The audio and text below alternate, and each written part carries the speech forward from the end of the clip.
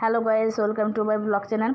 এখানে আমি আজকে পাস্তা রান্না করব, তাই গরম পানির ভিতরে বসিয়ে দিলাম পাস্তাগুলো সিদ্ধ হয়েছে, রেখে দিয়েছি আমি এক পাশে। এখানে দিয়ে দিয়েছি অল্প একটু তেল আর পেঁয়াজ আর কিউব করে কেটে রাখা আলু আর পেঁয়াজগুলোরে আমি একটু সটে করে নিব, একটু নরম করে নিব। আর যতটুকু সম্ভব পেঁয়াজটাকে একটু আদা কাঁচা রাখলেও ভালো লাগে। এখানে পাস্তাগুলো আমি একটু জালির ভিতরে ঢেলে রেখেছি। তো এখানে আমি একটু নাড়াচাড়া দিয়ে একটু হালকা একটু নরম করে নেব।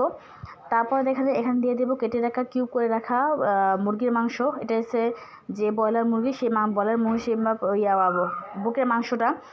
আর ছিল কিছু মটরশুঁটি দিয়ে দিয়েছি।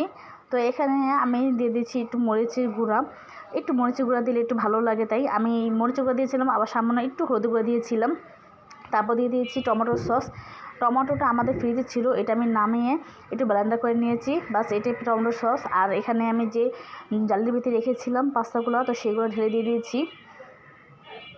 আসলে এখন হচ্ছে পাস্তাগুলো অনেক সময় দেখা যায় একসাথে লেগে থাকে, তবে দেওয়ার পরে এটা নাড়াচাড়া দিলে আবার ঠিক হয়ে যায়।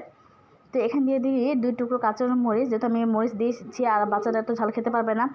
আর এখানে দিয়ে দিয়েছি আমি ম্যাজিক মশলা, নুডলসের যে একটা ম্যাজিক মশলা আছে, ম্যাগি মশলা, তো সেটা আমি দিয়ে দিয়েছি।